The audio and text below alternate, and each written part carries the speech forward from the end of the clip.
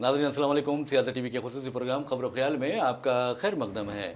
मैं मोहम्मद रियाज अहमद और मेरे साथी मोहम्मद सिद्दीक। अस्सलाम वालेकुम। हमेशा की तरह आपके सामने अहम खबरें लिए हाजिर हुए हैं। नाजरीन, जैसा कि आप जानते हैं कि हम जो खबरें आपके सामने पेश करते हैं वो कल के अखबार की सुर्खियाँ बनती हैं। ना सिर्फ सुर्खियाँ बनती हैं बल्कि उन खबरों को इलेक्ट्रॉनिक मीडिया गैर मामूली अंदाज में नश्र करता है। इसी तरह सोशल मीडिया पर ये खबरें वायरल होती हैं। बहरहाल नाजरीन, जहाँ तक खबरों का सवाल है, आप अच्छी तरह जानते हैं कि आज दशहरा है और दशहरे के मौके पर विजयदशमी इसे कहा जाता है। इस मौके पर RSS जो अपने आप को दुनिया की सबसे बड़ी रजाकार तंजीम यानी वॉलंटरी ऑर्गेनाइजेशन करार देती है, होने का दावा करती है और ये भी कहती है कि हम कौम परस्त हैं, हम हकीकी कौम परस्त है और हिंदुस्तान के लिए हमारे कारकुनों ने और हमारी तंजीम ने खुद को वक्फ कर रखा है। तो आप अंदाज़ा कीजिए कि जो तंजीम तहरीक आज़ादी से दूर रहती है, क्या वो इस तरह दावे कर सकती है कि हम कौम परस्त हैं? जो तंजीम हिंदुस्तान छोड़ दो तहरीक अंग्रेज़ों के खिलाफ जो शुरू की गई थी उससे खुद को दूर रखती है और उसका सरसंचालक और उसके जो अहम अहदेदार हैं वो अपने कारकुनों से कहते हैं कि वो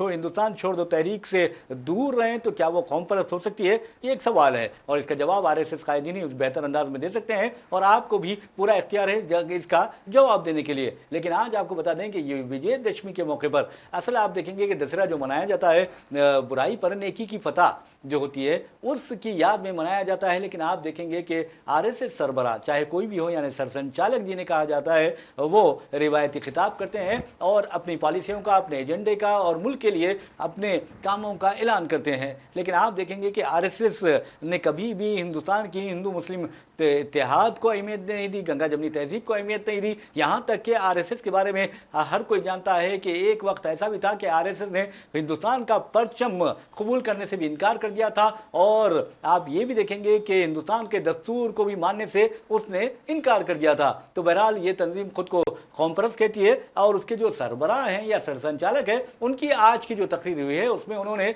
अजीब व गरीब बात की है। उन्हें हिंदुस्तान की फिक्र नहीं है, बांग्लादेश के जो हिंदू बाशिंदे हैं उनकी फिक्र है। बहैसियत इंसान हमें तमाम इंसानों की फिक्र होनी चाहिए अगर इंसान है तो। लेकिन आप देखेंगे कि RSS सरबराह ने बांग्लादेश के हिंदुओं के बारे में कहा कि उनकी मदद करनी चाहिए तमाम दुनिया के हिंदुओं को और हिंदुओं को मुत्तहिद हो जाना चाहिए। हिंदुओं को अगर मुत्तहिद हो जाते हैं, मुनज़्ज़िम हो जाते हैं तो ये एक ताकत बन सकते हैं, वरना अगर तुम कमज़ोर रहोगे तो इसका मतलब यह है कि तुम मुजरिम है और तुम जुल्म को और जालिम को दावत दे रहे हैं। इस तरह की बात उन्होंने ये कही है। तो इसका मतलब ये हुआ कि हिंदुस्तान में जो मुसलमानों पर जुल्म हो रहा है उस पर तो इनका मुंह नहीं खुलता, ये कुछ नहीं बोलते और ना इनको बोलने की कोई ज़रूरत भी नहीं है। और मुसलमानों से अगर इन्हें हमदर्दी होती तो ये बात करते, लेकिन हिंदुओं की अगर बात करते हैं तो हम भी बांग्लादेश में अगर हिंदुओं के खिलाफ कुछ तशद्दुद बर्पा होता है तो उसकी मजम्मत करते हैं और करनी भी चाहिए, क्योंकि किसी भी इंसान को तकलीफ देना बहुत बुरी बात है। और दीन इस्लाम ने तो वाज़े तौर पर कहा है कि एक इंसान का कत्ल सारे इंसानियत का कत्ल है। और दीन इस्लाम ने यह नहीं कहा कि एक मुसलमान का कत्ल, ये एक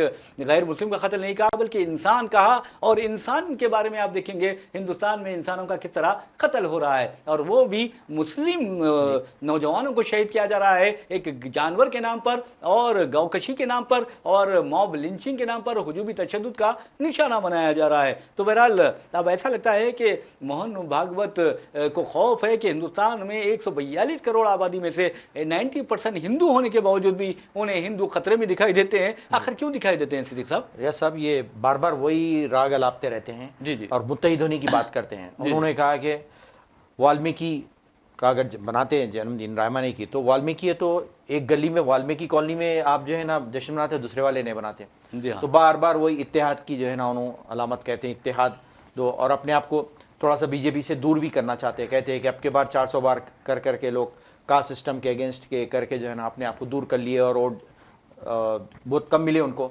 ये भी जो है ना उन्होंने इनडायरेक्टली क्रिटिसाइज किया बीजेपी कि इन लोग अपनी पॉलिसी से हट गए जिसकी वजह से उनको उतनी सीट नहीं मिले जितने रिक्वायर्ड थे। तो ये कभी भी हिंदू मुसलमानों की बात नहीं करते, सिर्फ अपनी कौम को मुत्तहिद होने की बात करते हैं और कास्टिज़म के अगेंस्ट में बात करते हैं कि सब एक ही हैं, ज़ात पात की कोई तफरीक नहीं है। जबकि नहीं, प्रैक्टिस में कुछ ऐसा नहीं है, ये खाली थियरी की बात करते हैं। लेकिन आपको उतना होश है तो जाइए, आप खुद करके बताइए ना। आप खुद है ना दलितों के साथ आप जाइए, बैठिए, खाना खाइए, करके बताइए। जी जी। जबकि राहुल गांधी की जो भी चली थी कैंपेन उसमें यही था पूरा कि उनको दलितों के साथ उठना बैठना खाना पीना। तो ये लोग खाली जो है ना थियरिकल तकारीर के ये लोग इन्हें क्या बोलते हैं गाजी हैं लोग, लेकिन प्रैक्टिकली जब बात आती है तो वो दूर भागते हैं लोग। यानी गुफ्तार के गाजी हैं, बिल्कुल किरदार की नहीं है। बिल्कुल प्रैक्टिकली करके बताइए, जब मालूम हुआ कि वाकई आपके दिल में कितना एहसास है जात पात जो कम तरीन जाते हैं उनके बारे में।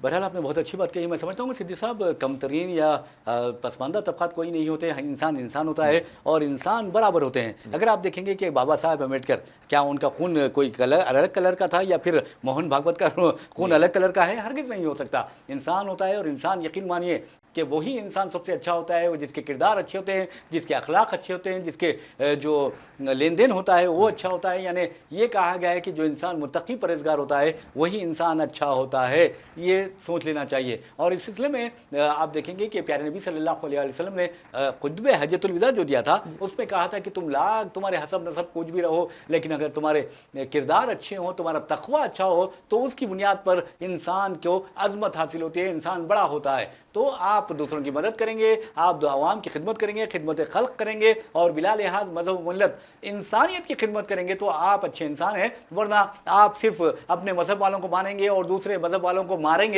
तो इसका मतलब यह है कि आप अच्छे इंसान नहीं है, आपके जो कैरेक्टर है वो गलत कैरेक्टर है। जी बिल्कुल सही बात है जो है ना।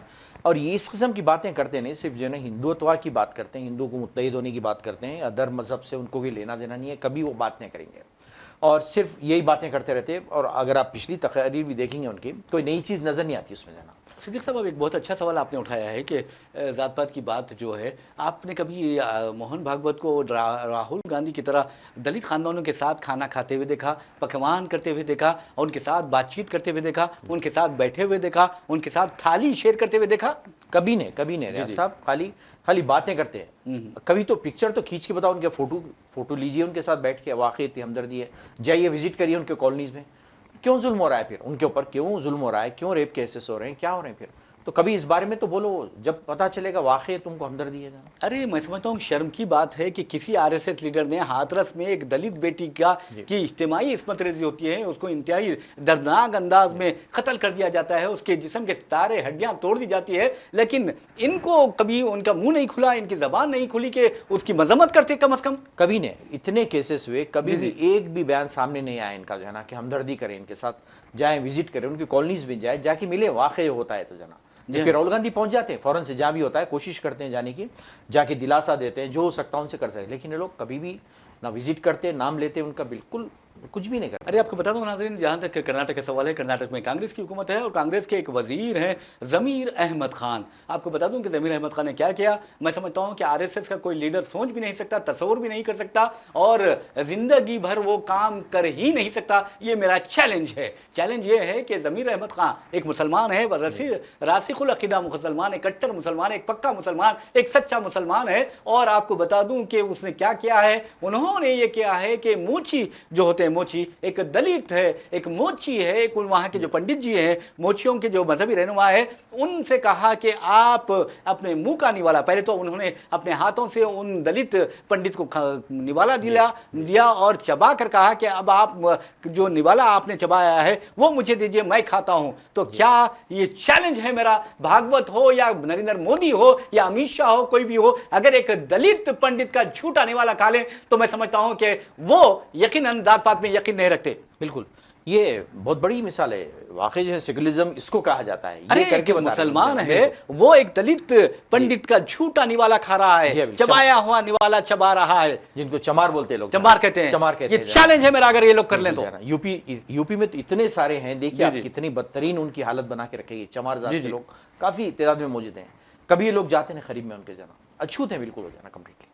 यकीन माने कितनी बड़ी बात है। वैसे भी नाज़रीन आपको बता दूं कि ये लोग सिर्फ बातों से सिर्फ दलितों की हमदर्दी यानी ज़बानी हमदर्दी करते हैं, जबकि दलित खवातीन की इज्जतें लूटी जा रही है, इस्मतें लूटी जा रही है, उन्हें की ख्याल नहीं आता। और आपको ये भी बता दूं कि जहां तक आरएसएस का सवाल है, अगर आरएसएस जात पात में यकीन नहीं रखती तो फिर आरएसएस के जो संचालक हुए हैं अब तक उसमें एक दलित शामिल नहीं है, कभी भी नहीं है ना। वो लोग लेते हैं किसी को बिल्कुल दूर दूर रखते हैं, सिर्फ तकारीर के तक महदूद है रियाज साहब। कोई हमदर्दी नहीं है इनको जाना। बिल्कुल। अब आप देखिए ये कि केबी हेड गवार आरएसएस के बानी है और वो 2 मरतबा आरएसएस के सरबराह रहे। उसके बाद अगर आप देखेंगे लक्ष्मण वासुदेव ये दूसरे सरबराह रहे हैं। उसके बाद आपको बता दूं कि केबी हेड गवार फिर मैंने कहा कि 2 मरतबा रहे हैं, ये तीसरे मरतबा हुए। एमएस गोलवालकर चौथे मरतबा यानी चौथे आरएसएस संचालक थे और मधुकर दत्तात्रेय देवरस ये 5वें आरएसएस के सरबराह थे, सरसंचालक थे। और 6वें जो राजेंद्र सिंह थे 6वें, और 7वें जो थे के.एस. सुदर्शन से। के.एस. सुदर्शन की बहुत बड़ी कहानी है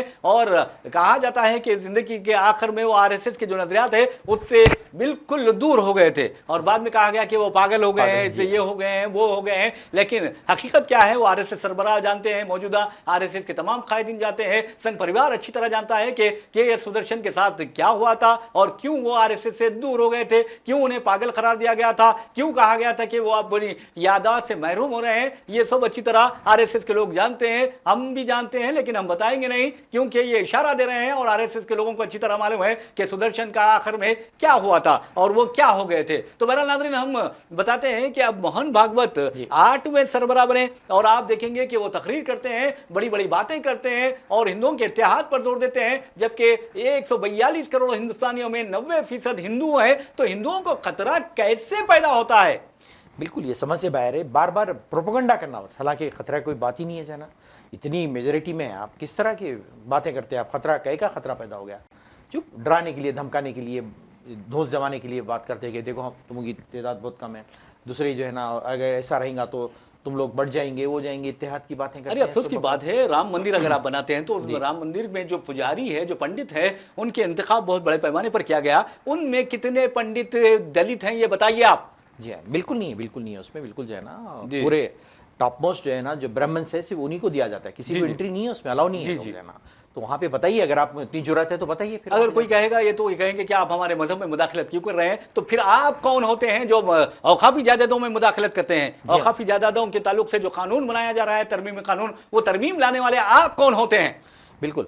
और अजीब गरीब बात है रियाज साहब, देखिए अभी हमारे जो वजीर दाखिला उन्होंने तो कहते हैं कि हम नेक्स्ट सेशन में हम ला लेंगे कानून बात, जबकि चल रहा है उसका प्रोसेस सब जाना। अरे मेरे भाई आप देखेंगे कि सूरत में मुसलमानों की जायदादों को जबरदस्ती नाजायज करार देते हुए मुनहदिम कर दिया गया, जमीन दोस्त कर दिया गया। और आप देखेंगे कि कहाँ पर गुजरात के ही एक इलाके में यानी आप देखेंगे सोमनाथ का जो मंदिर है उसके करीब तकरीबन 800 से लेकर 1200 साल पुराना जो खबरें थे वहां पर, वहां कब्रिस्तान को मुस्मार कर दिया गया, मसाजिद को शहीद कर दिया गया, घरों को तबाह कर दिया गया। हालांकि ये कहा गया कि आपके पास कागजात नहीं है, जबकि नवाब ऑफ जूनागढ़ की जो हुकूमत थी उसमें ये औकाफी जायदादों में शुमार किए जाते थे। वो कमेटी का कहना है कि उनके पास पेपर जरूर मौजूद हैं, इनको मौका नहीं दिया गया बताने का कि फौरन आके मिसमार कर दिया गया। हालांकि सुप्रीम कोर्ट की रूलिंग है, नहीं कोई स्टेटस ये धज्जियां उड़ाने सुप्रीम कोर्ट का मैं तो समझ रहा हूं बेइज्जती कर रहे हैं, तौहीन कर रहे हैं सुप्रीम कोर्ट को। और सुप्रीम कोर्ट को भी मैं समझता हूं कि हरकत में आना चाहिए, जबकि वहां पर इस तरह की हरकतें ना करने का सुप्रीम कोर्ट ने हुक्म दिया। 1 अक्टूबर तक कहा कि कोई निजामी कार्रवाई नहीं होगी। जैसा 1 अक्टूबर हुआ उसके बाद आप देखेंगे कि 800 साल कदीम मस्जिद को शहीद कर दिया गया, कब्रिस्तानों को शहीद कर दिया गया और वहां जो दरगाहें थी उन दरगाहों को, आस्थानों को तक शहीद कर दिया गया। बिल्कुल वीडियोस हैं उसके, काफी पूरे नेशनल मीडिया में उसकी न्यूज है, सारी आई हुई हैं। अरे कानून की धज्जियां ओपन आप ये कर रहे हैं तकरीबन। और इतना स्लो प्रोसेस अदालत का भी चाहिए कि भाई इतना खामोशी क्यों बैठे हैं, फौरन बनाइए ना, गाइडलाइंस आप देते बोले दीजिए फौरन से, तो आप मतलब मौका दे रहे हैं आप मिसमार करने का। यानी अभी वक्त तरमीमी कानून नहीं आया तो ये हाल है, अगर आ जाएगा तो यकीन मानिए चुन चुन कर निशाना बनाएंगे या औकाफी जायदादों को, क्योंकि नीयत वही है उनकी, हड़पने की नीयत है सारी। जो कानून जो बनाने की कोशिश कर रहे हैं सारी जायदादों को हड़पने की नीयत, ताकि मुसलमानों को जो है ना रोड पे लाया जा सके। ये पूरी नीयत उसकी गवर्नमेंट की है। और अमित शाह कहते हैं खुल्लम खुल्ला, वो कुछ भी हो हम तो कानून लाके खत्म। आप कौन भाई, कुछ भी हो कैसे कहते हैं आप वजीर दाखिला है, कोई मामूली चपरासी नहीं है आप। बिल्कुल इन्हें बेतुक की तरीके से गैर जिम्मेदाराना बयान देते हैं। अरे कैसा आप बोल रहे हैं, फिर क्यों बनाए, फिर जेपीसी क्यों बनाए, फिर आप जो है ना उसको मौका दें, आप उसको काम। इसका मतलब ये है दाल में कुछ काला है। और अमित शाह जिस अंदाज में कह रहे हैं, और अक्सर देखिए नतायज आने से पहले अमित शाह कहते हैं कि हम जीत रहे हैं। अरे भाई आप कैसा जीत रहे हैं, क्या आपको कोई शक्ति हासिल है कि जो कह देंगे आप बैठे बैठे कि हम जीत रहे हैं, हम इतने नशिस्तें ला रहे हैं, हम इतने सीट्स जीत रहे हैं? ऐसा कहना इसका मतलब यह है कि आप कुछ ना कुछ करते हैं। बिल्कुल ये लोग जो है ना शॉर्टकट से जाते हैं और बराबर मिले हुए रहते हैं। ये वैसे बड़े कॉन्फिडेंस से कहते हैं कि हम आ जाएंगे, हम कर देंगे। जो है ना क्या बेस पे बोल रहे हैं तुम, किस किस्म की बातें कर रहे हैं? लेकिन एक बात है, आपने कहा कि अमित शाह क्या बेस पे बोल रहे हैं, लेकिन खरगे भी ने भी एक बात कही है, बीजेपी को दहशतगर्दों की पार्टी कहा है, तो किस बेस पर कहा है?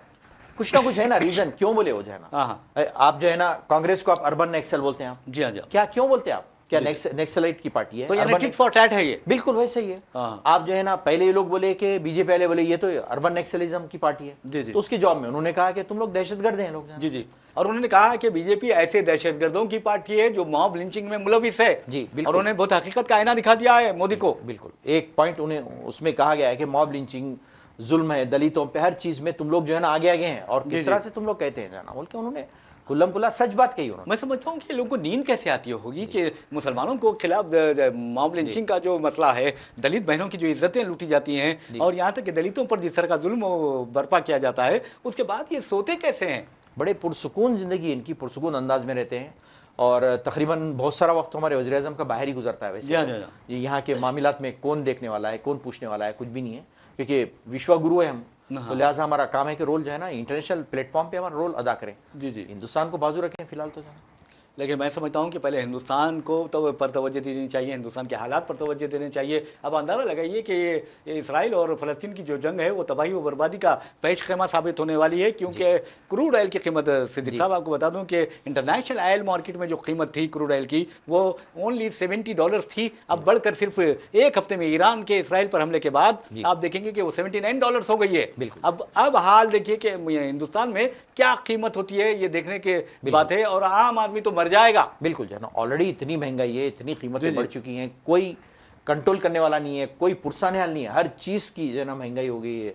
दाल ले ली, अनाज है, तरकारी, कोई चीज़ काबू में नहीं है, कोई चीज़ कंट्रोल में नहीं है। अब आपको देखिए कि खलीजी ममालिक आप चले जाइए, वहाँ पर आप मुत्तहदा अरब इमारात जाइए, आप बहरीन जाइए, या आप मुख्तलिफ खलीजी ममालिक सऊदी अरब जाइए, और वहाँ पर जो भी अशिया की कीमतें होती है गवर्नमेंट डिपार्टमेंट की जानिब से उनकी कीमतों का तयन किया जाता है कि अगर मछली आप फ़रोख्त करें तो मछली की कीमत ये होनी चाहिए, बकरे के गोश्त की कीमत ये होनी चाहिए, और बीफ की कीमत ये होनी चाहिए। इसके अलावा टमाटर की कीमत, जो सब्जियाँ हैं उनकी कीमत, मेवों की कीमत, वहाँ पर उसका तयन कर दिया जाता है, और उससे ज़्यादा कीमत पर अगर कोई फरोख्त करता है अशिया तो उसके खिलाफ कार्रवाई होती है। तो आप क्यों नहीं करते? इतनी क्लोज मॉनिटरिंग होती है। यहाँ पे क्या है, कौन है बताइए? एजेंसी खाली नाम के हैं। जी जी। कोई भी नहीं है कंट्रोल करने वाला। कितना स्टॉक ये लोग छुपा के रखते हैं, कीमतें बढ़ाते हैं। प्याज की कीमत ले लीजिए आप, ज़ख़ीरांदोज़ी करते हैं। बिल्कुल जो है ना, ज़ख़ीरांदोज़ी करके स्टॉक करके उसके रेट बढ़ाते हैं। कोई एजेंसी नहीं है जाके पूछताछ करेगी भी क्यों कर रहा तू ज़ख़ीरांदोज़ी, जबकि सबको मालूम है ये लोग कहाँ पे स्टॉक रखते हैं, क्या है जाना। जी बिल्कुल। तो पब्लिक का कोई पुरसान हाल नहीं है यहाँ पे, आम पब्लिक का जाना। तो बहरहाल आप इत्तेफाक करते हैं खरगे की बात से? बिल्कुल, ऑफ कोर्स जो है ना, आप खुद देख सकते हैं कि 8 सालों में इन्होंने कहां से कहां पहुंचा दिया मुल्क को। करेंसी का क्या हाल है बताइए आप? इतनी गिरी थी डॉलर के अगेंस्ट में, कभी गिरी है, रिकॉर्ड है जो है ना, करेंसी जो गिरी है 84 हो गया है। बिल्कुल जो है ना। बहरहाल नाज़रीन, आपको बता दें कि जहाँ तक RSS सरबराह का सवाल है वो बात अजीब गरीब कर रहे हैं, हिंदुओं में इत्तेहाद की बात कर रहे हैं। मेरे भाई हिंदुस्तानियों में इत्तेहाद की बात करते तो बहुत अच्छा होता, क्योंकि आप देखेंगे कि हिंदुस्तान की छवि के बारे में उन्होंने कहा कि हिंदुस्तान की छवि ज़बरदस्त बेहतर हुई है और हिंदुस्तान का इंटरनेशनल जो पोजीशन है बहुत मजबूत हुआ है। तो आप अंदाज़ा कीजिए कि क्या मजबूत हुआ है। हिंदुस्तान का पोजीशन अगर मजबूत होता तो बांग्लादेश हमसे दूर नहीं होता, पाकिस्तान की मदद नहीं लेता। बिल्कुल जो है ना, ओके, आपके सामने है किस तरीके से जो है ना अलग किया गया, उसको क्या किया गया। और अब यहाँ की छोड़ के फिक्र आपको पड़ोसियों की ज्यादा फिक्र होने लगी है। जी जी। पहले इधर तो देखिए क्या हो रहा है ना, यहाँ पे कितना जुल्म हो रहा है, क्या क्या आप कितने आप तो मिसमारी कर दे रहे हैं जो है ना, आप तो बुलडोजर लगा के मसाजी। कभी इंसाफ की बात करना भी सीखें। RSS सरबराह को चाहिए कि इंसाफ की बात भी करे, सच्चाई की बात करे, और जो हक की बात है वो भी करना सीखें।